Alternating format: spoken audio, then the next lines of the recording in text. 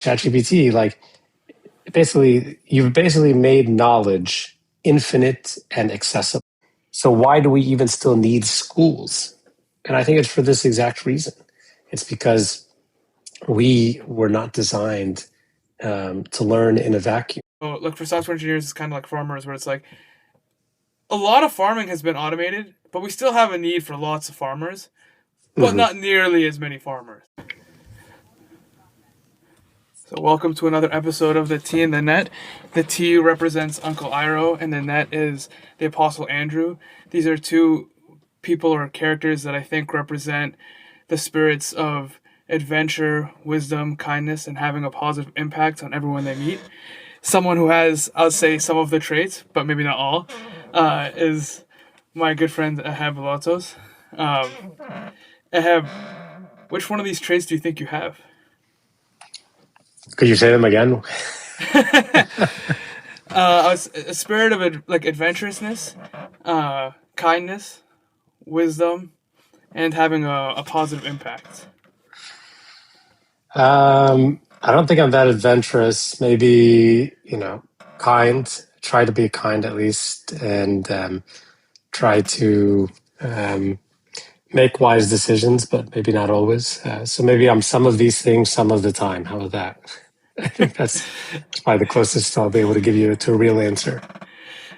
So I'm assuming you didn't catch when in Mina's episode he said wisdom is kind of like that episode of Seinfeld where someone asks Elaine if she has grace, and she's like, "I have some grace." It's like you can't have some grace. You either have grace or you don't have grace. It's like you can't have some wisdom. You're either wise or you're not wise. It's probably true. That's a wise answer, actually. So there you go. That's why Mina. That's why Mina wins it. Yeah. I mean, I spent half the episode arguing with him about that. I guess it's a situation dependent. I mean, there's some things where it doesn't. I don't think it has to be all or nothing. I mean, but maybe you tend to make more wise decisions if you sort of have that virtue of wisdom. But maybe not every decision.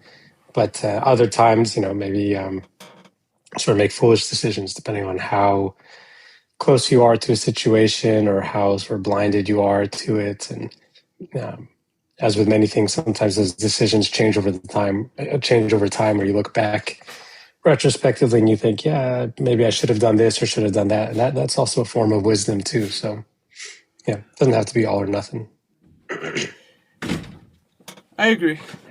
I think for sure. Because I mean, a lot of wisdom is bred from experience, and if you're really wise, it's bred from other people's experience.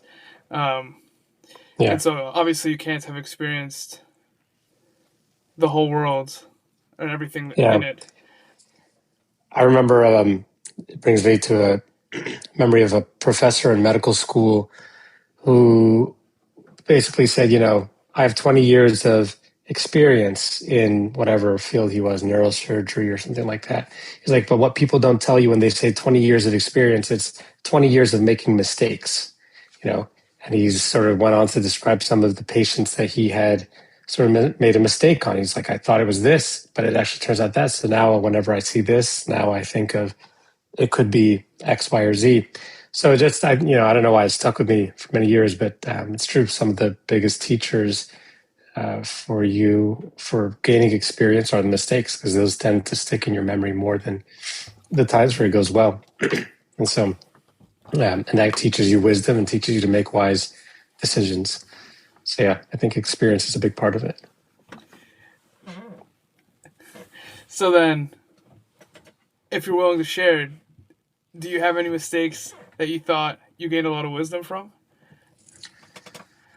I don't know. It depends on which area of life we're talking about. Give me some direction. I mean, otherwise I might go off into the abyss. What's something in particular maybe that you're thinking? I mean, I would love it if you went off into the abyss. No, that's never good. I mean, whatever you'd like to share. I mean, I wouldn't know. Yeah, it's a good question. Mistakes. We can dial it down into a different direction if you want slightly, because where do you think then is a primary source of wisdom that you've drawn on if you don't want to necessarily look for mistake? Yeah, no, I mean, yeah, mistakes is a good one to mention. I think it's important. I'm just trying to think of what's one that's like fitting and suitable for like this conversation. I think Um, if you look for that, you might miss the ones that are good because it's more about what actually benefited you.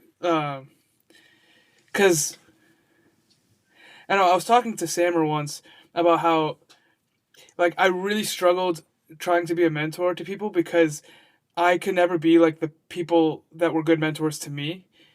Um, and he was saying it's all it's all custom and personal, right? Like you're not supposed to be a mentor to you're not supposed to be someone else. You're supposed to be yourself.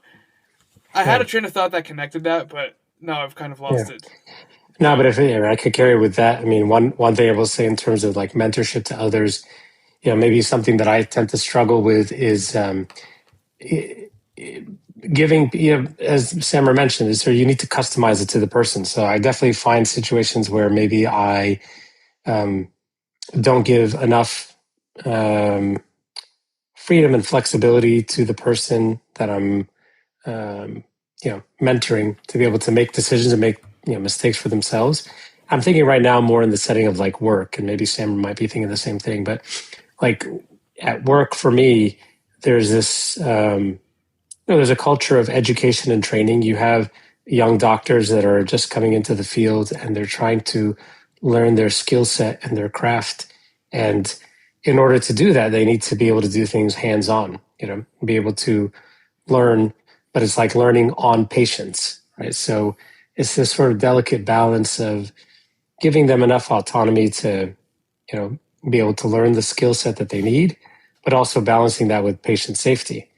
If you see somebody doing something that's incorrect, the first thing that I want to do rather is to jump in and take over. You know, and that can be applicable for a lot of different things in life. Whether that's in other fields of work, whether that's in service, whether that's in a presentation. Let's say somebody's presenting something and it's like they're beginning to go off topic or beginning to present something maybe not in the way that you want to present it. And first thing that you want to do is jump in and correct and fix and maybe take over.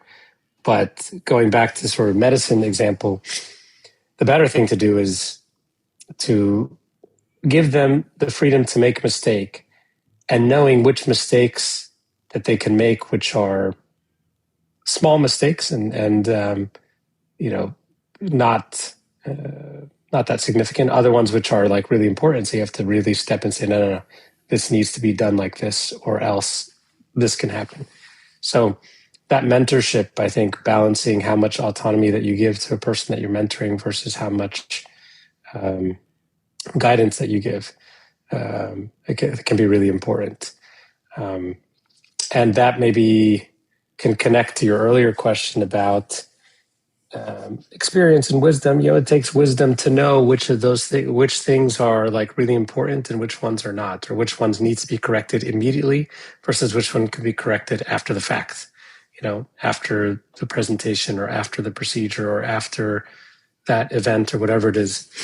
And having that sort of wisdom and discernment only comes from having made your own mistakes over the years. The only reason that you can correct somebody is because you made that mistake before. You're like, hey, trust me, if you don't do this way, it's gonna affect you later on.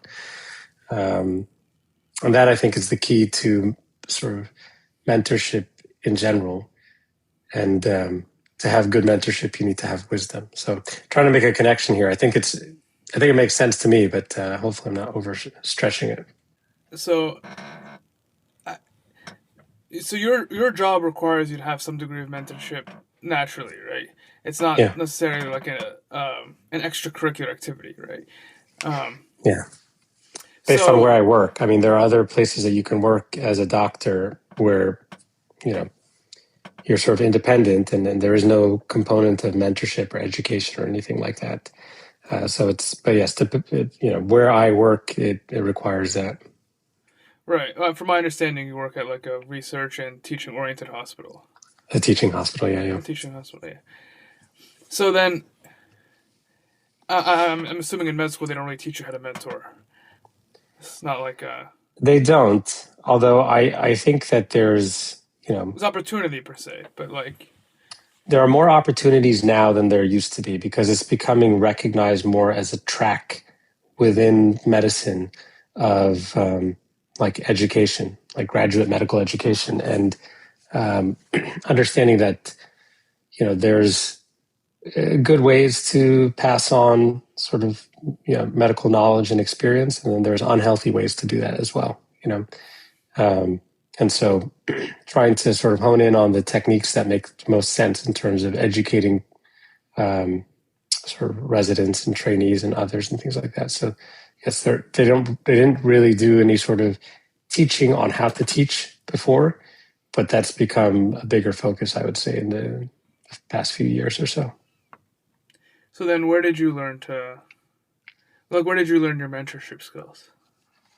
I mean, I don't know if I have great mentorship skills. As I mentioned, I still struggle with that as it is. I mean, But I even if think you were some great of at it's, something, you would still struggle. There's not like I don't know anyone yeah, who's great at something and they don't struggle with doing it better.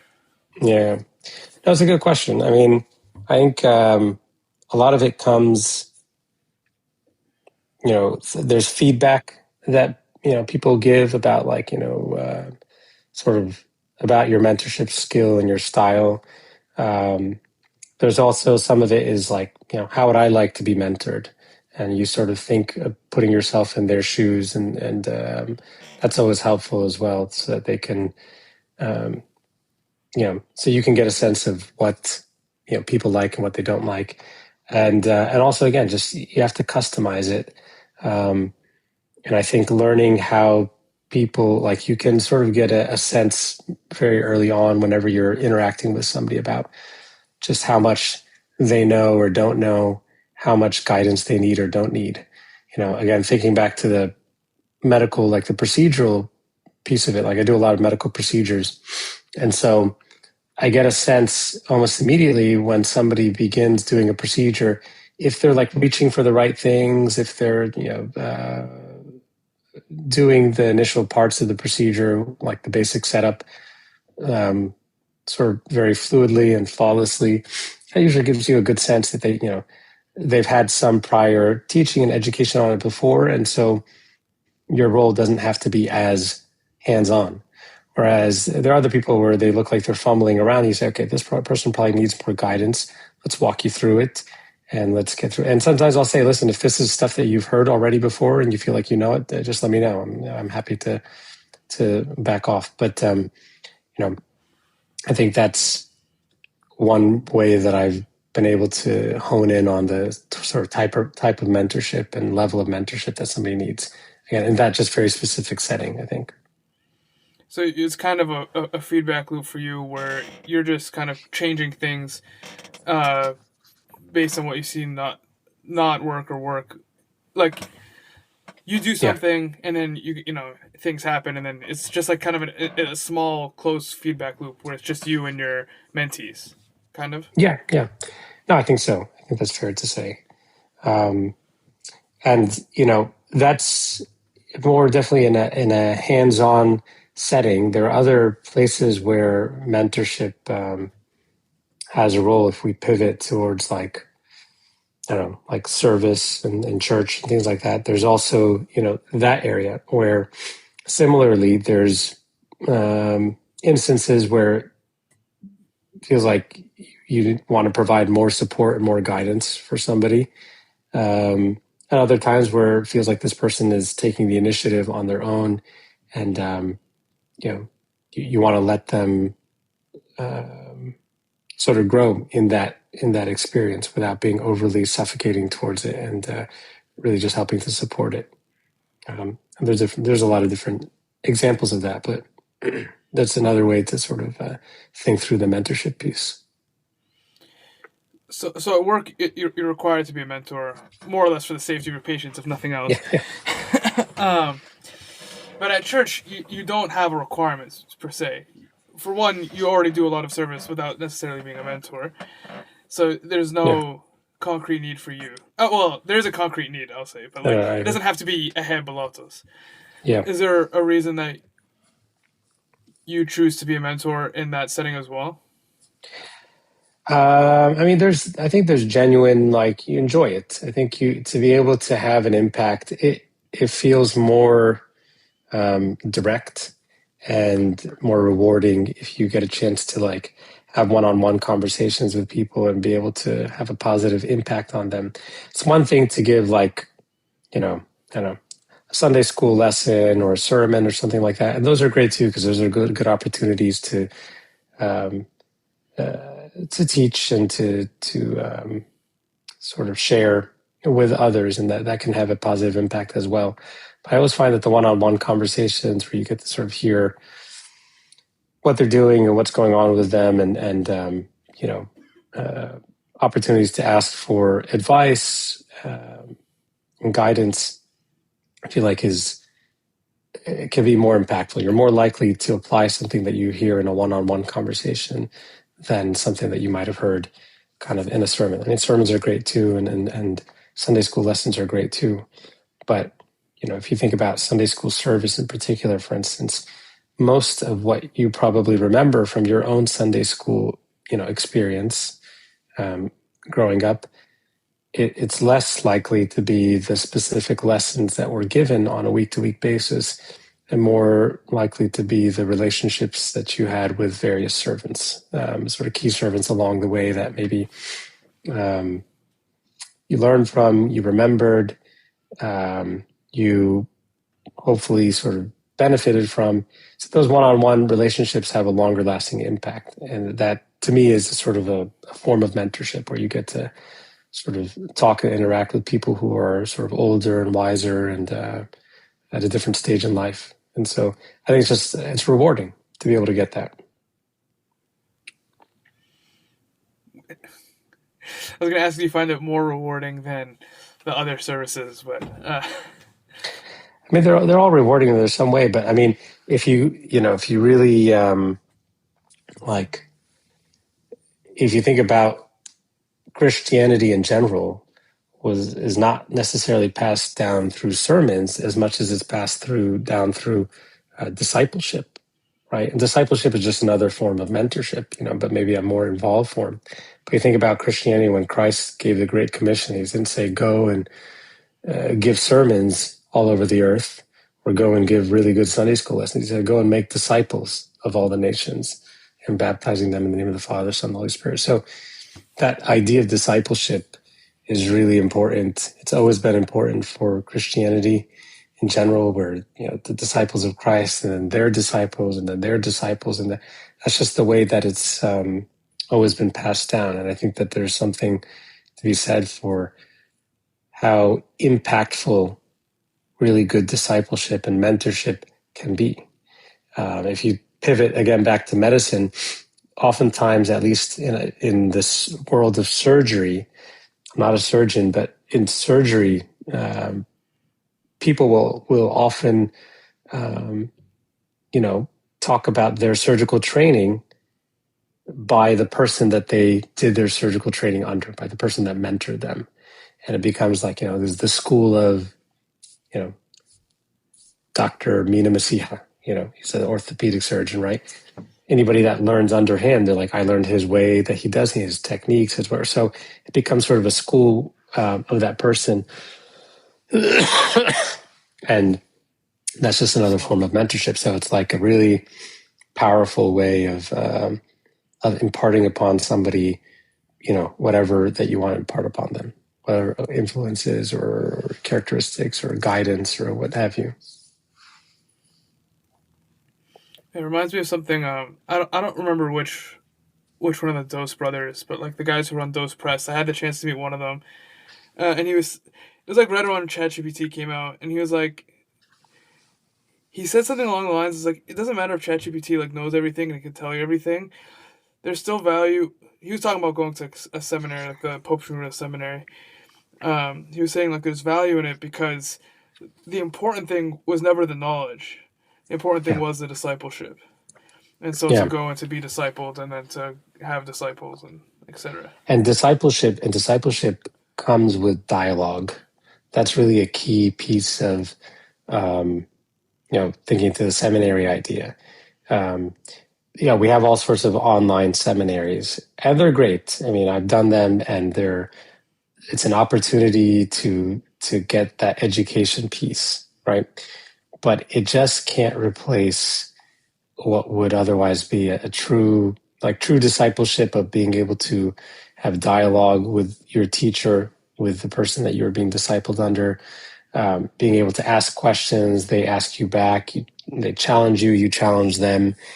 There's this sort of formation that happens with that discipleship and or with that form of discipleship and dialogue. And if you see, we have Holy Cross Greek Seminary here, right? The people that go there, they live on campus, and it has a totally different impact than, an online seminary a couple thousand miles away that you do, on your drive to work, and you're just listening to the lecture. It could be a podcast. It doesn't have the same impact, and it's great. Don't get me wrong. Like I said, I like it. I've done it, but it doesn't have the same impact as what discipleship would be, which is that sort of in person, or at least a sort of direct contact with the person you're being discipled under, and being able to have a healthy dialogue with them. Yeah. So I'm echoing your friend's point. I think it's a very good point.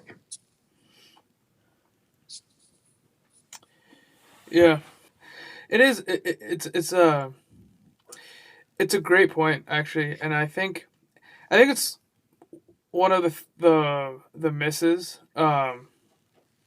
with the training that the priests have, or not the priests, but like having an online seminary, right? I think it is nice to have, or it's good to have. Actually, I think it's great to have, but Yeah. to your point, like I had started an online master's in computer science, and I just was like, no, I'm not going to do that. If I want to spend the money, and if I want to convince myself that I'm going to learn, I'm going to do an in-person thing.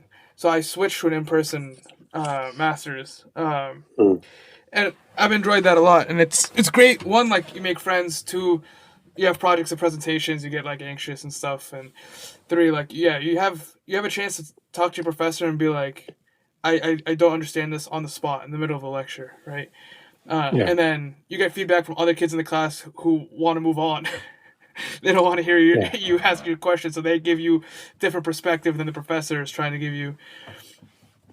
And also, I really enjoy. I've been going to Northeastern. I really like the faculty there, in the math department, and because they a lot of them, they just enjoy math. So it's like it's kind of like it rubs off on you. Like I took applied linear algebra, and the project was just find any application of linear algebra and like present it.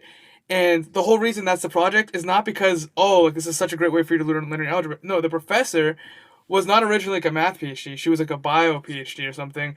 And her retirement gig is this math professorship where she wants to learn about all of the cool ways to apply math. So like when she's teaching a math lecture, she gets so excited. And when she learns something new about an application because of a student interest, she gets so excited. And it makes you so excited to be there and to learn the math. So I mean, I agree wholeheartedly. Like I would wish that instead of Holy Cross here, we had the Pope Seminary was the one that was down the street from me. Yeah. I mean, it's a good point. Like that enthusiasm and passion is infectious when you have somebody that, really likes, whatever field of study that they're in. And that can't be imparted or impressed upon somebody through, through a paper that you're reading, or through a book, or even through an online lecture. You think about like going back to ChatGPT. Yeah, ChatGPT, like you've basically made knowledge infinite and accessible. I mean, we already had that with just for the information revolution in general, like, with the advent of things like Google and other search engines and stuff like that. But there was still some component of like, oh, you don't know if this information is accurate and you have to synthesize and stuff like that. But you have ChatGPT and Claude and all these other AI powered tools. Yeah, you basically outsource knowledge to become infinite. And knowledge that's everything. You have knowledge, you can do anything. So why do we even still need schools? And I think it's for this exact reason. It's because we were not designed to learn in a vacuum. Like we learn by experience and by interaction and by dialogue and by discipleship. I mean, that's just how we were designed, I think, and there's some wisdom to that. What's on your mind? I was wondering if I should go in a different direction, and if I should, I couldn't think of another direction. But I had one more comment on this, which Yeah. is So I haven't read the article, which is why I didn't really want to comment on it yet. But it was talking the idea of the article was something along the lines of like why mathematicians are still relevant, and the idea is that like a lot of what mathematicians do is like they learn a lot about one thing and they have a vague knowledge of others, and other people have that specific knowledge and then they have a vague knowledge of other things.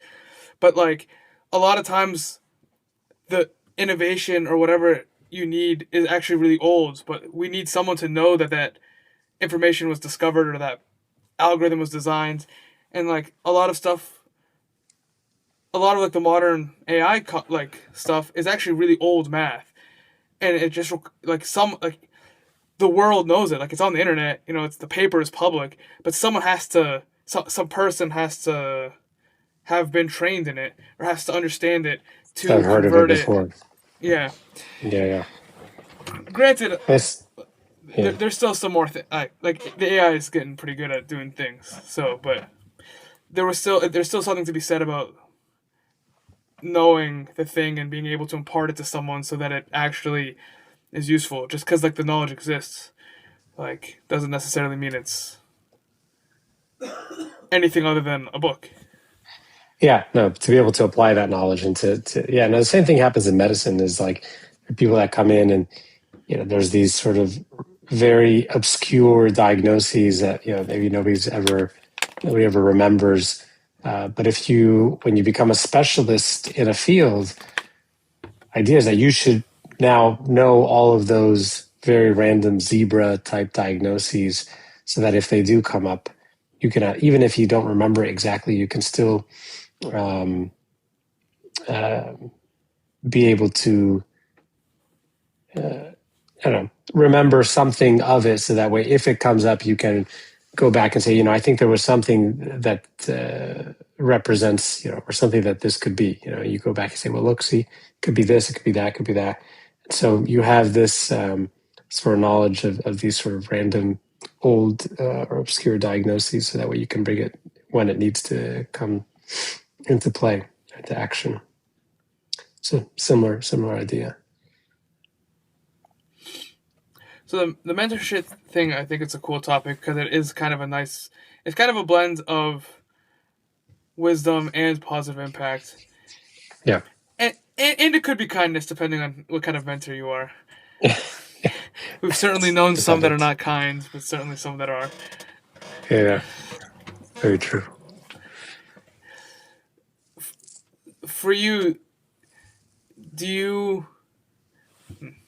I guess I want to ask, like, did you gain any of your mentorship style from your previous mentors, or was it, like, even in church, was it also the same kind of closed feedback loop of, right, it's just you and your mentees, and then you kind of learn from them about how to treat them better, or at least in that setting, did you have mentors that you emulated to some degree?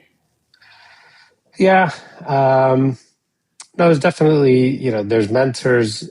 You have lots of mentors. It's not like a one sort of mentor, not like maybe old school, like in antiquity, you would have like one teacher who was like, the person who taught everything. You have like the school of Alexandria, for instance, would be like, it wasn't like a physical building as much as it was like the school of thought of like an individual person. And so everybody was like, discipled under like Origen or, Clement or whoever.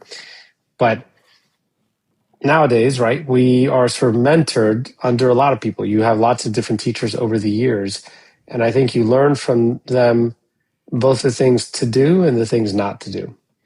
And I think, I can certainly think of both sides of those, where you had somebody who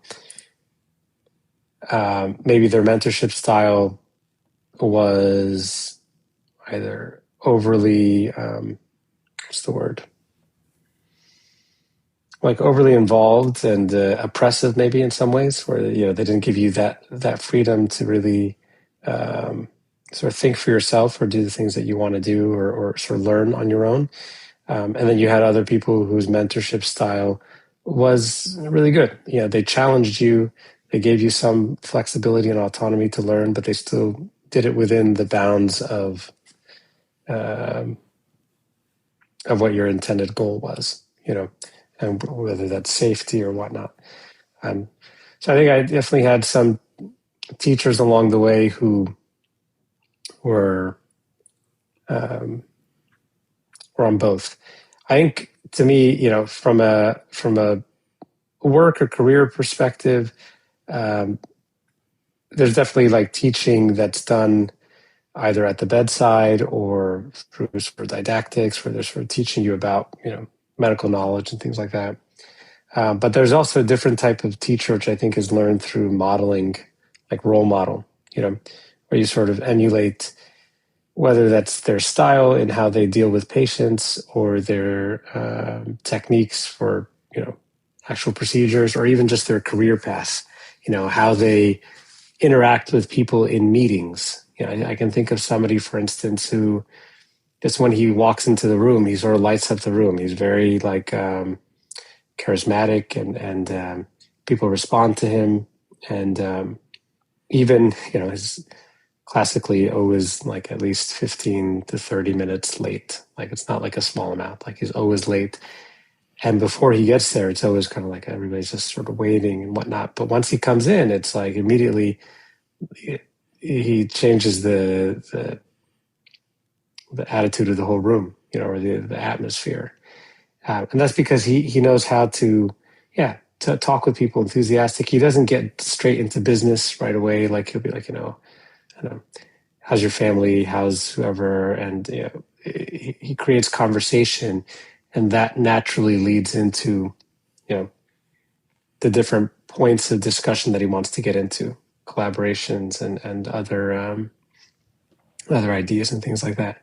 So I always sort of admired that, because I remember going to a couple of like dinner meetings with him, and it was in contrast to another person who we were having dinner with from our institution, who was very much more like down to business. Okay, like what should we do for this project, and what do you guys want to do on this? And it's kind of dry and didn't get nearly as much response.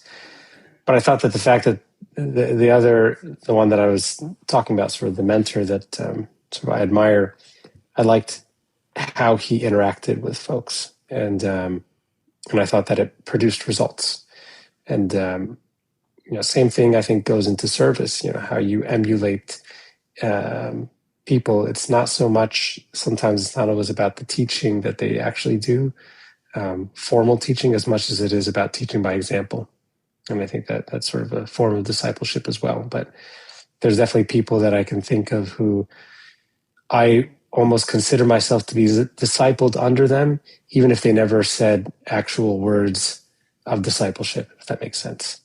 Where I feel like I just want to emulate who you are and how you behave. And it's the small things. It's just the things that, by the way, they may not even think that they may not even think that anybody sees them doing it, or that anybody notices that they do it. But if you notice these small things and you emulate that, I would consider that a form of mentorship. They teach you in that same way. And there's examples of this I can think of in the Desert Fathers, for instance. There's I think it's St. Anthony, maybe, where somebody would come to, like a group of youth, or not youth, maybe they were young monks or something, would come to this father. Don't quote me if it's St. Anthony or not, but they would come to this father and they would ask him questions every time. They'd be like, Father or Abba, how do we do this? Or how should we live our life? And every single time they would come, they would all have questions. But there's one monk who like never asked a question. And to the point that St. Anthony at one point, like after many visits, said like, you always come, you never actually say anything, you never ask any questions. Like, what's the deal with that? Everybody else asks a lot of questions. And his response was, you know what? It's just enough for me to see your face.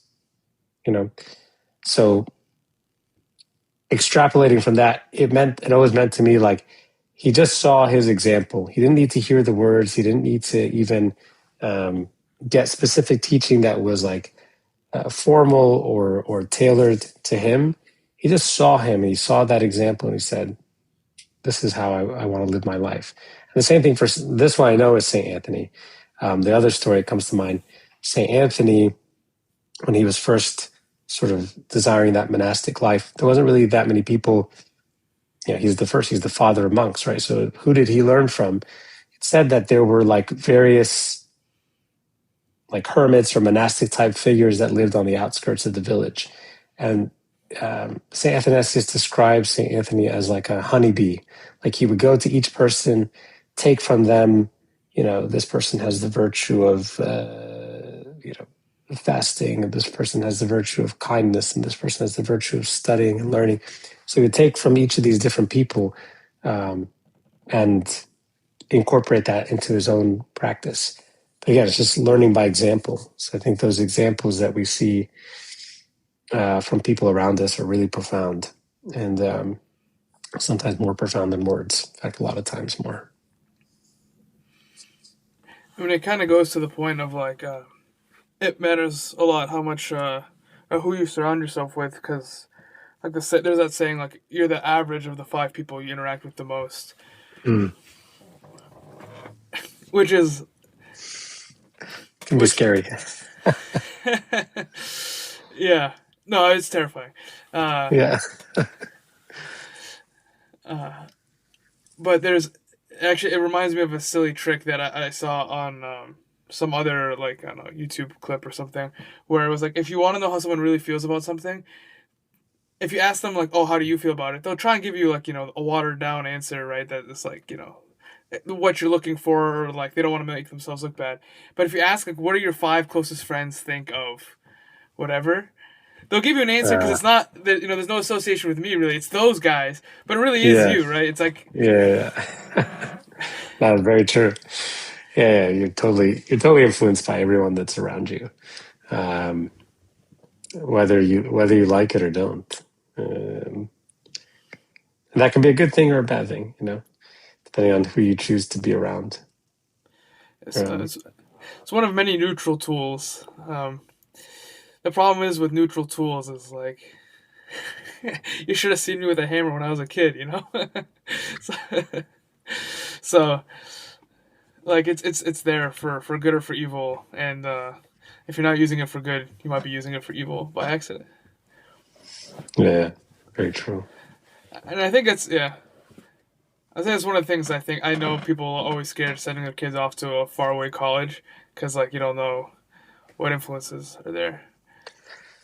Yeah, I mean, it's tough. I mean, I think, by college, I mean, you're obviously still being influenced in college and beyond, but certainly like some of the strongest influence is even before college. I just thinking to my own kids, like even in elementary school, like their influences are big, and it'll only get bigger as they get older. Your influence as a parent becomes less and less, and the other influences as their friends becomes more and more. And thinking back to my own childhood, I think like, again, going back to like, how do you keep your life in the church? It's mostly influenced by the friends around you. If your friends all sort of stuck around in church, it's likely that you would have stuck around in church. If a lot of your friends sort of left the church, which happens often, there's an issue with retention. the church in general, not just the Coptic church, but in churches in general, a lot of that is driven by the influence of people around you. And so it's a bit scary because, because I have kids and thinking about them, they're much more easily influenced. Maybe for me now, khalas, I'm an old dog set in my ways, but if you're a young person who's very easily influenced, that becomes a bit scarier proposition. Yeah, I mean it's a good point. Some of my elementary school friends I still go on an annual trip with. Since I was in Colorado for them.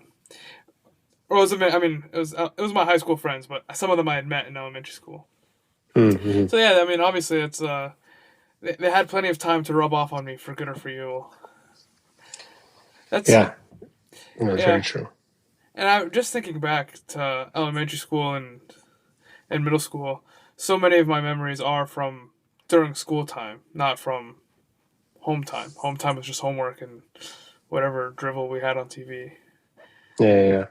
No, friends is a huge thing, and if you are lucky enough to have sort of a good group of friends, like a strong influence, then that can be enough to, and that can be enough to change the course of your life. Even for us, like I think about, we're not originally from this area, Laura and I, and I think one of the things that sort of kept us here after we moved up here is, we enjoy sort of the friends and the community that we've made here, both with our church and that I think that has a big influence, and it's not just for us, it's like the influence it has for our kids and things like that. And I've heard other people say the same thing. Like I knew a friend who, they had moved to London, and when I asked him like why he had still been there, because they were originally from the US, it's like, the kids like have a really good group of friends that they've made.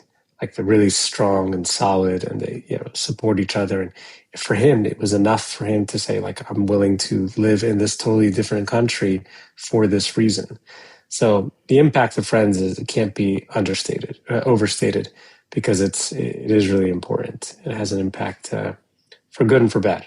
Obviously there's other examples of the opposite direction, but very strong impact. Yeah, I mean, so actually, when Mark and I were in high school, we went to a private Catholic school, and my dad wanted to move, and he's like, if we're gonna move, we're not gonna keep paying for private Catholic school, and we were just like, we would rather, we'd rather just stay in our old house, live far away from everything, and go to go to school with our friends, and. Yeah. I mean, he wasn't super happy about it, but that's what we ended up doing. And I mean, I'm happy with that still, because I mean I'm still friends with those guys. I don't know how well I would have made friends or what influences I would have found elsewhere. And it's not like necessarily that my high school friends, because we went to a Catholic school, that they're all like stand-up Christians by any means, but like they're all good people and they're all ambitious and they're all doing well for themselves, and they're all I would say they are all good influences. Yeah. And yeah, I think it's like wise of your friend to say my kids have good influences here and they're good relationships, and it's worth staying. Yeah, it's worth staying for. That's worth staying for. Yeah. Because you are gambling anytime that you uproot your kid. Yeah, and I know you do, and you see the opposite too. I mean, if they're in a situation where the influences are bad, you see a lot of people that are, let's say, in a bad neighborhood or a bad situation. They will move out of it for the sake of their kids, right? For the sake of, if we continue to live here, my kid is going to be lost. My kid is going to, get involved with a gang, or my kid is going to, all sorts of bad things. And people, it's. Again, the influence of sort of friends can't be overstated. And as much as mentorship, if you go back to that, mentorship is sort of, somebody older to somebody younger, or somebody more experienced to somebody less experienced. But there's also a component of peer mentorship where it's like, that's maybe just another way of saying like, social influences. So the people around you have a big impact on you. And if you have somebody that can have that positive influence that's sort of in that same friend group, that person has the potential to really redirect the entire friend group if they have somebody who's really particularly strong, you know. But yeah, I mean, it just goes back to that influence is important, and we can't pretend like we're all independent of these influences, because we're all just as subject to it as anybody else. Yeah, and even like I know you're calling yourself an old dog. I mean, I don't think Not that you're old, that but old yet. Because even my dad, who is older than you, like I can almost tell who he's been hanging out with recently. You know, oh yeah, like funny. when he was doing his master's in counseling, he spent a ton of time with like Dr. Medhet and Abu Musa Russell at Panera Bread, Uh, and it reflected in the because you kind of get the flavors of them, and maybe it's not as dramatic as like if your kid started hanging out with a completely different group of kids because your kid is still finding himself. My dad still has a strong sense of his identity, but the flavor of that identity is different, right? yeah, I mean, you mentioned before. I remember like this, like you have this. Remember, we had dinner one time, and you were talking about friends, or like difficult friends or something like that, and this idea of you know these people that you sort of grow up with, even that over time they can either sort of follow the same path as you, or maybe their paths tend to diverge, and you're sort of thinking, how do I sort of keep that? In those cases, like the influence changes, and it's hard to maintain those types of friendships when you see that their path has gone in such a different direction, you know. So I don't know where I was going with that, but I was trying to think through kind of an example there that you had before. Well, no, I mean, right to your point, it's when I so that guy I'm hoping to have on actually, but um, we yeah Hopefully, I don't. when I first knew him, we had a lot of overlapping influences because we were both on the powerlifting team, um, and we spent a lot of time with each other. And then, or at some point, we graduated. He moved in with some of his other friends. I mean, I moved in with Mark. We didn't live together at any point, but like our influences changed, right? Like I'm spending a little bit more time at church because I live right next to church now, and however, and yeah, obviously, right. Like now, the five people he spends more time with, are not the five people that I spend the most time with. But at some point, they were the same people. We were, Mm, in a group of like whatever, 5 to 8 people who hung out on like 3 times a week or something. And so yeah, obviously, yeah, there's a lot of overlap in what we enjoy and what we believe and how we act. And then that overlap like dissipates a bit, and yeah. Um, Although I think he's doing well, and we actually hung out recently. that's good. Yeah. Um, I want to let him know that we talked about him, though. Oh no, don't do that. It's I don't okay, know though. I don't know what's fair game for me to talk about, or if I'm just No, that's supposed to fine. sort of answer questions versus ask questions. So I mean, so for me, I feel like most of this is gonna go unwashed. I don't have a super big filter on, um, yeah, and so anything goes. like for me, I'm not worried about like. First off, you and I don't think we have such hot takes that we're worried about getting canceled. And if you're worried about getting canceled by anything we say, I'm happy to cut some stuff out. I cut some stuff out for some other guests that that's whatever.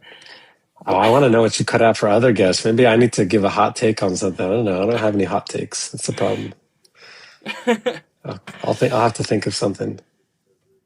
I don't even know what you could say because the thing is like Like, what are like, what can you get canceled on? Like, I have to say something bad about the company that I work for, or the diocese that I'm in, or what else? Like, I have to talk crap about someone that has a regular impact in my life. It's just like, most people have a regular impact in my life. I really like. That's why like. There you go.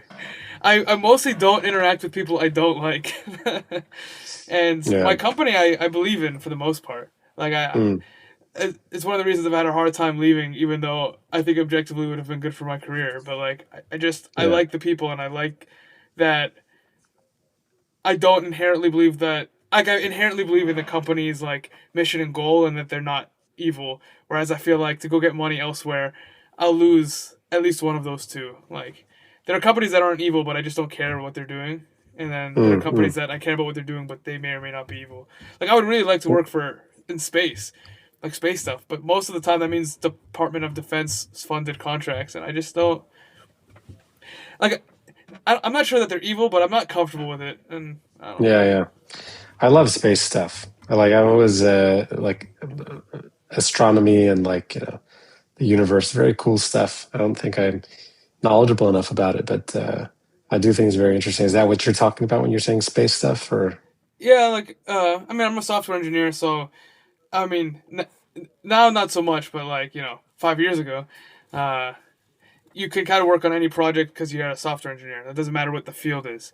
Um, and so it would have been cool to just write software for satellites, or software for rockets, or software for whatever. Um, but it's like, if you do that for Raytheon, like, if you write software for a rocket for Raytheon, like, what do you think it's being used for? Pew, pew. Or Like, big missile or something. Is that? But you don't work for Raytheon. What do you work for now? I work for a company called eClinical Solutions. So they, Oh yeah, that's right. Yeah, you said. yeah, yeah. So like the products can be used for evil in a sense, because it's just like, our client is big pharma, and the idea is to save them money and make trial times shorter by giving you information in real time. If a big pharma company wants to use the hammer that we built to bonk people on the head instead of build houses, like, I can't do anything, but the hammer can build houses, and that's what I'm working on, right? Yeah, I feel like I get emails from them. So what is AI doing for you in your career? Is it like threatening your career? So right now it's a boon, but um, the day is coming, I think. I don't know how old I'll be, or how much money I'll have saved, or if I'll be able to pivot into something. But I had always dreamed that I would be an individual contributor throughout my career. And I feel that's less and less likely as a possibility. I just don't know. What do you mean by individual contributor? Like, not like, basically not a man, like an engineer, not a manager. Or Oh, okay, like, okay. it's like, I'm just, you give me tasks and I do them, and I'm not Yeah, in yeah. charge of other people. But I mean, inevitably, doesn't everybody like the natural path though is to move up into some sort of supervisory management type roles, correct? I mean, That is a natural path. you just I mean, a lot of people take it, but at my company we have lots of like 50-plus-year-olds who are individual contributors. oh yeah, interesting. But you think that with AI, your your ability to continue doing that is going to be impaired. Yeah, What?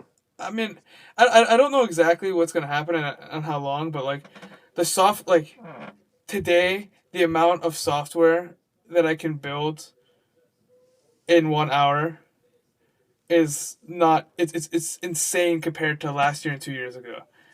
Um, and Because you use AI with your like writing like code or what? yeah, because the thing is, it's fast. So like, whether it's good or not is a different question, but it's fast, so it can spit out a ton of different things at once. So it's like, if I have a couple of ideas on how to solve a problem, before, to come up, just to like write down my idea, right, would take time, and then to actually code the idea, and then to test it and whatever.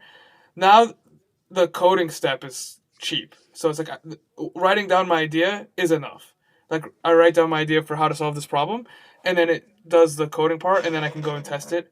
It will do the testing for me, but um, there's like some testing that we just don't have. We didn't automate well at our company, so I have to Do it. Yeah. I have to do it, and then we have other people who also who do a more formal testing. But So if that part was it can automated, it could do it for me. so Yeah. it does it much faster and with higher throughput than what you used to be able to do.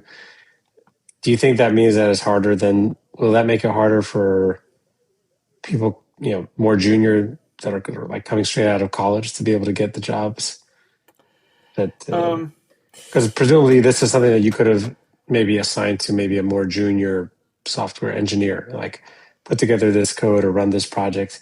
But now you can just hand it over to Claude or whoever you're using, say, do this for me real quick, and it can probably generate the code that they would have done in a fraction of the time, right? yeah. So my company's always been against hiring juniors since I joined as a junior. Oddly enough, uh, I think it was but maybe after you joined, they decided we're not going to do this anymore. We made a they big hired a mistake. couple. They hired a couple more after me, but the CTO's philosophy was always like we should always be like. I mean, he was part of it as a startup, and it's not a startup anymore, I would say. But his idea is that we should always be treating this like a startup. We only want to hire people who are already skilled so that they can implement stuff right away. And Mm, so this worsens that because even hiring someone in general, it's like, are we going to hire someone, or are you going to learn how to use the AI better to do enough work that we don't have, like, to yeah, justify. And that's in the phase we're in right now, where it's like I have several tools that they pay licenses for me, so I can figure out my best workflow to increase my throughput. And like we, my team hasn't hired anyone in a couple of years now. Um, my sub team, like the department, has hired people, but did you guys used to hire people more frequently? Do you think that this is the we were norm for your trying. team? We No. were trying. Like we were arguing for it, and we were trying to hire someone, and we hired someone, but they turned out to be like working like multiple jobs at once. Yeah. And then yeah, and then so he got let go pretty quickly. But now we're not hiring someone on my team because it's just like, well, these coding tools are improving at such a fast rate. As long as you can learn to use them at a comparable rate, like it should be enough productivity from your team that we don't need to hire someone. Mm, that's And interesting. yeah, I mean, for now, I feel my job is safe until I feel like I feel like I'm definitely safe for the next year. I don't know about the year after and the year after. Um, That's a very short projection. You don't think you don't think it'll go longer than that? Because I've heard that like people say maybe more junior, just got out of college. Maybe those folks are probably the most impacted by it. But the ones who are more senior, um, I guess there's something to be said for just the experience that you have that's sort of intangible. It doesn't come, straight from the software or from the AI itself. so I'll say two things. So one, my 1 year projection is kind of like how like NASA will like, oh, a project will be 1 year, but it'll last for like 50. Yeah, Because they want to be so certain about the 1 year. So that includes all yeah, these kinds of like durability, resilience, and backup plans and stuff. So then it turns out the project can last, but it's like a project that lasts 50 years is one that had like a 99.99. So that's kind of my project. Like I'm pretty confident the next year I'm chilling, and I'm confident a couple years, like several years after as well. I don't think I'm hmm gonna get axed after a year. That's kind of like what the 1 year projection is. Like I'm pretty confident I'll have a job for the next year. Um, but who knows? Because the thing is, I don't know what kind of technology is going to come out. Especially as it gets easier and easier to code, and easier to experiment more, and easier to develop new things. It also becomes easier and easier to develop new tools that do that even better. Um, yeah, the other thing I'll say is like I kind of view it as farmers. So like for software engineers, it's kind of like farmers, where it's like a lot of farming has been automated, but we still have a need for lots of farmers. but Hmm. not nearly as many farmers. Yeah, yeah, And like the farmers who are out there doing well, they're doing quite well. There's lots of small time farmers who are not doing all that well, but they do it for the love of the game. Um, yeah, and I think it's kind of it'll be a similar thing where juniors won't really get a job in computer science. They'll move on to something else, and then the seniors, like like those who retire will retire, and they won't get backfilled. Instead, the people in my kind of boat, or maybe a little bit more experienced than me, will just take on more and more responsibility because we have more and more AI until our role doesn't really look like a software engineer at all. And instead, we look like a product manager for a team of agents. yeah. AI Um, agents. Yeah. and then the question is like, who actually gets that role? Is it the product team now, and I lose my job, or do I keep my job and the product team loses theirs? Um, Mm. or I don't really know. I By the way, I don't think anybody knows. I mean, it's such a really, but you don't it's have a to know. problem that You have to nobody's, gamble. You have to be yeah. prepared for the outcomes. It doesn't matter if you know or not. It matters if you're prepared for the outcome. Hmm. You know? And I think that's one of the things I've always struggled with as someone in my 20s. I never understood how people speak very confidently, especially when they're 20s. Like, but people do, and they do well for it. And I'm starting to realize where it's like, because I can never say anything with a ton of confidence because I know how little I know about everything. Even the things I Hmm. don't know a lot about, I basically know nothing about. Like, I can't think of something that I know basically everything about. Even the things that, like, someone might say that I'm, like, really niche or at. Yeah. So when I say statement, I always have some confidence that someone can debunk me or someone knows more than me on the statement. But I think the Yeah. reality is like when you say the statement, you just have to be prepared for the outcomes of it. Like AI is gonna take my job in a year. Okay, as long as I'm prepared for the outcome of it will take my job in a year, then I'll be okay. And if it doesn't, well, I am prepared for that. I'm prepared to keep my job. Hmm. Like, Well, it's good. I mean, it's fine to be prepared to keep the job. It's the question is prepared to. I think where it provides for me is some sort of existential crisis. Is thankfully I don't think I'm in any immediate risk of losing my job to AI, but there's definitely. I think I get more worried about like my kids, sort of because they're them. So 20 years from now, like what is that going to look like for them in terms of being able to have a job? Like what are they going to train in or learn? Should my kids become plumbers? Maybe that's like the only thing that's not going to. Although plumbers use AI, actually, I've read that plumbers will use AI to diagnose problems and know what to do, especially the more junior plumbers or senior plumbers sort of can diagnose a problem because they have the experience for it. But so I thought that was interesting. But yeah, that's probably who I worry about the most. For me, like, yeah, I think the skill set that I have is something that won't be easily replaced.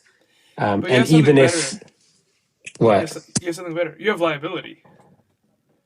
Well, that's the thing. Exactly. I was about to say, because nobody's going to trust a machine or AI to entirely do something without some component of human supervision or human intervention.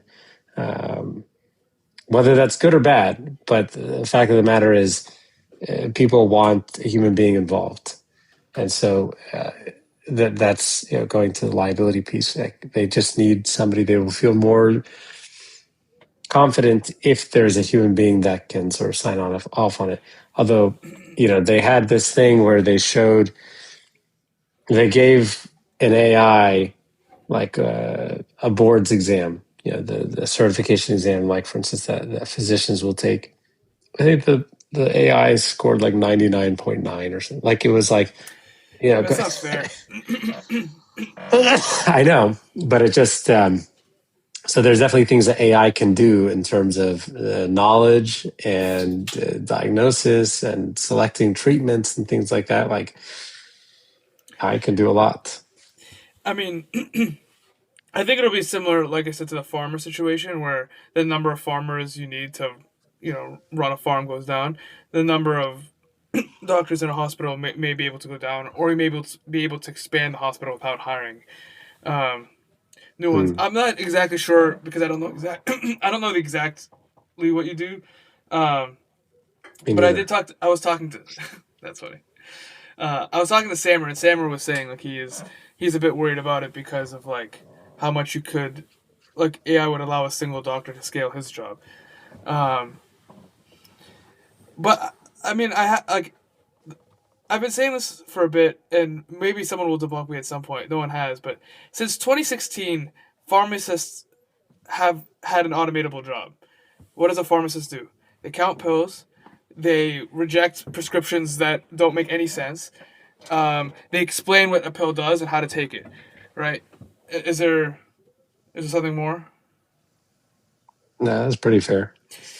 The AI has been able to do that more or less since 2016, and even better as years go on. But when when I take my drugs and it doesn't go the way it's expected, I'm gonna sue the pharmacist because you didn't tell me how to do it. You didn't reject that prescription that you shouldn't have allowed. You didn't, uh, give me the right amount or you gave me the wrong one or whatever. I'm gonna sue a like CVS. I might sue CVS, but CVS is gonna be like, well, we're gonna fire this pharmacist now, and now the problem's gone.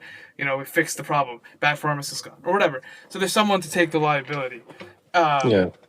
Because like counting pills, like it's a lot of it is automated now. You just Yeah. they Yeah. pour it onto the tray. Yeah, no, certainly. But I think, it may be just because it's early on, like we feel the need for a human being to do this, even though we think AI, but that's because we haven't yet trusted the AI yet. I don't know, 20 years from now, 40 years from now, maybe we will. Maybe we'll feel like, who needs a, can you believe we used to have a pharmacist, like a human being had to do this? Like, oh my God. It's just who are you Uh, gonna sue though?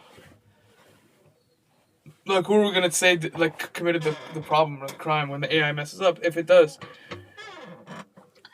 yeah, I mean, that's going to become a bigger question from a legal standpoint. But I mean, same thing happened with, like, you remember a couple months ago or whenever it was, where I don't remember which company, Claude maybe, or is Anthropic, is Claude? Is that the same one? yeah, Anthropic's, yeah. or So Claude is the anyways, product for Anthropic. for Anthropic, yeah. So the government wanted to sign a contract with them, right? The Department of Defense wanted to sign a contract with them to oversee their AI efforts. And Claude said, that's fine, but our stipulations are, one, like missile can't be fired or person can't be targeted without human oversight. And the Pentagon wanted the ability for it to be entirely autonomous, that the AI could like select and choose, I don't know, who to kill. And I'm probably oversimplifying it, but I think that's what was the issue, Yeah, right? Do you remember this? Who to yeah, yeah. kill and like who to launch the missile of that and whatnot. But there's this question of liability. Like, if it kills the wrong person, who are we going to blame? You know? Well, And I mean yeah, go ahead. that happened. Yeah. So well, I don't know. You can finish your story and then I'll.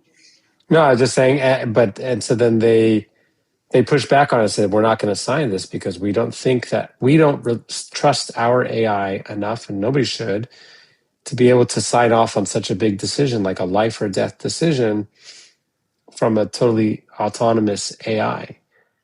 Liability is obviously a big part of that, but just, do we trust something to make those types of decisions? That this, I think, could be said for medicine, like, trusting an AI to say, that should be this treatment or this medication or this amount of pills or this dosage or how to take it. There's this component of sort of trust and liability. Part of that, I think, is because we're in an era of new technology. Whether that's always going to continue, I don't know. It's very possible that down the line we'll get to the point where we trust the technology so much that we don't even bat our eye at it. And there are probably examples now of things that we trust from a technology standpoint that maybe 50 years ago people would have thought was crazy. So, No, of course. I mean, those are all very fair points. Um, I just do think with the medicine there is like the regulatory moat as well.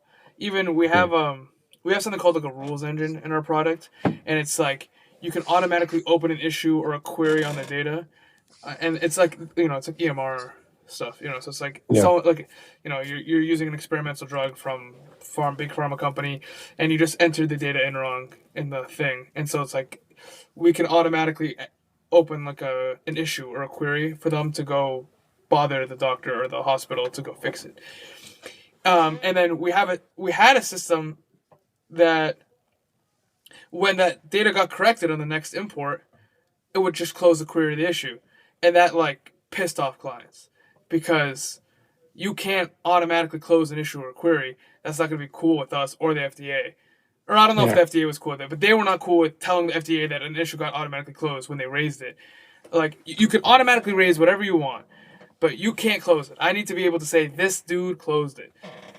And that Yeah. was like That's a a good thing point. that we had to, Yeah, that it's was interesting. a change that we had to make. But I also, I mean, you make a great point where it's just like, at some point, we'll just trust it enough that we would never, I mean, like automatic braking, like, Yeah, it's automatic your braking life is has in their saved my hands. life. Automatic Yeah. braking has saved my life for sure. Um, at least twice I can think of, like off the bat. Yeah, yeah. No, but I mean, and that's just one example. But there's definitely like other examples of technology maybe that we take for granted. I mean, even automated braking is on the newer side, but even other technologies that we take for granted that maybe people don't even know how the technology works that much anymore because it's like it's just embedded into everything. Think about GPS. You probably maybe know more about it because you're in the software engineer role, but I think I recently learned sort of how GPS actually works. I was like, it's unbelievable. Like it's sending a signal back and forth, like I don't know, millions of times a second or something, and then based on how it's the time that it takes to get from this to back to that, it triangulates the position. It's not as simple as I thought it was. It's never simple, but it was just crazy. And GPS is embedded into everything that we do. Um, and lives depend on it. If you think about it, like whether it's GPS for airplanes or for just when you move cars, anything like that, everything is sort of dependent on GPS. I mean, there's 1,000 things or applications of it, but it's like something that we trust completely. It's like, yeah, GPS says that you're here. It says that you need to take a left here. It's a small example, but yeah, take a left here, not a right. You just sort of just trust and you move with it. You don't even think twice about it. But this technology will get to the point, I think, with a lot of these where we feel so confident and reliable and trusting it that, maybe we'll get to the point where something like a pharmacist is no longer necessary. I think that's Like, real. yeah. So clearly, Northeastern has given me a not free account because it's been over an hour. It's frustrating me a lot. Like I voted for Andrew Yang in the Democratic primary way back in the day because his whole thing was universal basic income and taxing automation. Um, Not that I necessarily think that was like the best idea, but it was the only idea for handling the inevitable loss of lots of jobs. And it's one of the things that kind of irks me about. If you want to call us a capitalist society, you can, but I mean, I think there's enough evidence that we're not a capitalist society. But that's neither here nor there. Like, just like the way the world works, where if all of the jobs are automated and no one can find work, how is it not that this is a good thing where now we all are just chilling because all the work is being done? Like, we don't have to work because the work is being done for us. So, like, why are we all not, like, drinking martinis on the beach? Like, isn't that like the ideal outcome? Like, Yeah, all who's of the going to work. pay for that martini? But why do we have to pay for it? Like, the reason you needed to get paid is that it costs people stuff to do stuff, like to get you stuff. But like, they don't even do it anymore. Something else does it for you. Know what I'm saying? I mean, if you have a robot that's serving you a martini and the robot is totally autonomous and doesn't require any upkeep or require, and the I mean, the martini, robots do the upkeep. Like, the I don't know, robots there's run the two. electrical plant. Like, I mean, if you get to a point where everything is truly totally automated, then I think that maybe you could live in this sort of utopia. But otherwise, you know, I don't know. It's funny when The Matrix first came out. I remember I was in high school and I went to go watch the movie. I was psyched. I loved the movie. It was so cool. It was very futuristic, but seemed totally out of reach. And nowadays it doesn't say, I mean, it is still out of reach, but like, AI feels like a jump in that direction, where you get to the point where basically everything is done for you and provided for you. You know, I don't know. That's maybe getting ahead of the game here, but I don't know if we'd get to a point that you're talking about, though. No, I don't think we will, which is what I find frustrating. Like, it just that's the thing that doesn't make any sense to me. Like, how is that not the direction that we're gonna end up at, like, as a civilization? Like, I think more likely we get enough people who are unemployed that it doesn't matter that we're unarmed group of people. Like, it's just it'll be violence in the streets because like if you have like 45% unemployment, like what are we like? You know, I think that's a more likely outcome. I don't know when that would be if that were to happen, but I just find it so. It's like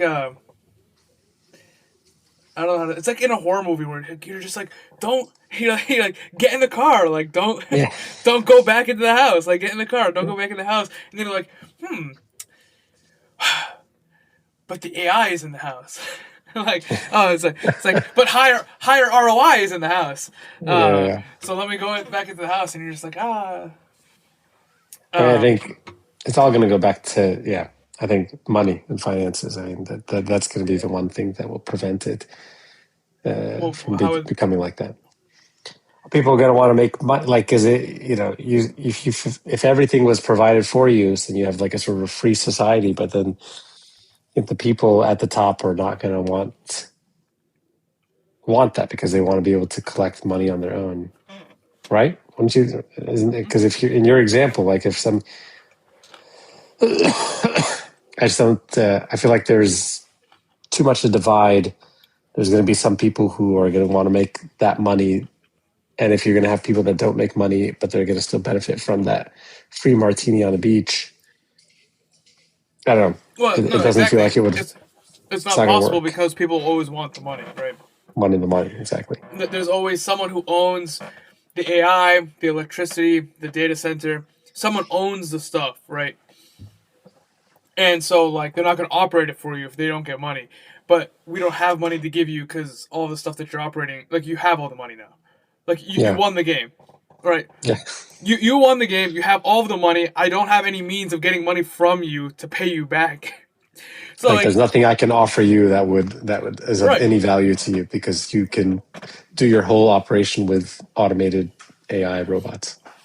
The only thing I can think of is that it actually gets, and I've seen this. I've seen like posts on like Reddit or like LinkedIn about people who like fired their junior engineers or like didn't hire another round of junior engineers, and it turns out that their spend on the AI stuff was more than the salary of a junior engineer. And so what they do is like they actually stop using the AI as much, hire a junior engineer to do the stuff that is like cheap, like that's easy, because they want to reserve the AI for the hard stuff because it does Mm, cost money. Um, and yeah, I right now forget that it's sometimes. right because it's like the company's paying for it. So it's like I'm not paying for the 5 licenses that I have, but um,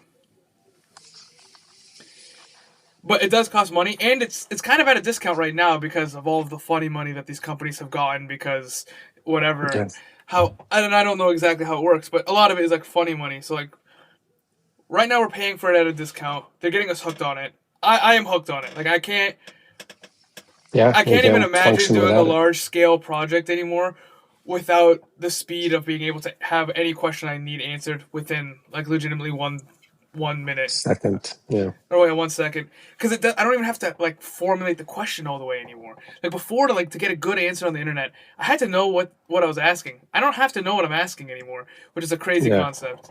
But it's just like here is the issue, here is the source of the issue. I want it to be like this, and like it's like yeah, I mean, I have brain cells that are firing. I think. Like, I think who knows at this point. I will say at this point in the night, I think my brain yeah, cells are beginning to stop yeah. I firing. think it's It's okay. We also But lost this the was plot a fun. little bit. It was fun. I Yeah. enjoyed it. It was good talking to you, Heb. I hope we can find the time to hang out soon. God willing, we should take advantage of the playoffs. We'll find the time, go out and watch a couple games together. Yeah. A lot of the games that are interesting are on the West Coast, so it's like two. I know, that's the worst. I think of LA. What is it? LA and somebody is playing right now. LA and OKC, right? I guess that's the series. I know, but the Yeah, game see, Mark started is at like watching it. 10 Yeah. at 10 p.m. And it's like, who's gonna? Yeah, aside from Mark, the rest of us, we have to go to sleep. Uh, Well, tell him I say hi, and well, he wanted to let you know that he said hi as well. yeah. Hopefully, I don't know if this was what you envisioned, or if this was at all helpful for you or for this It was podcast. the mentorship part, especially. I think was good stuff. Good. I mean, the AI clips I'm sure will do well because people like AI. That's all Yeah. anyone ever talks about anymore. But Yeah, no, it's interesting stuff. But yeah, I'd love to do more of this. All right, all bud. right, thanks. All right, man. Have a good one. Have a good night. Take care. Bye.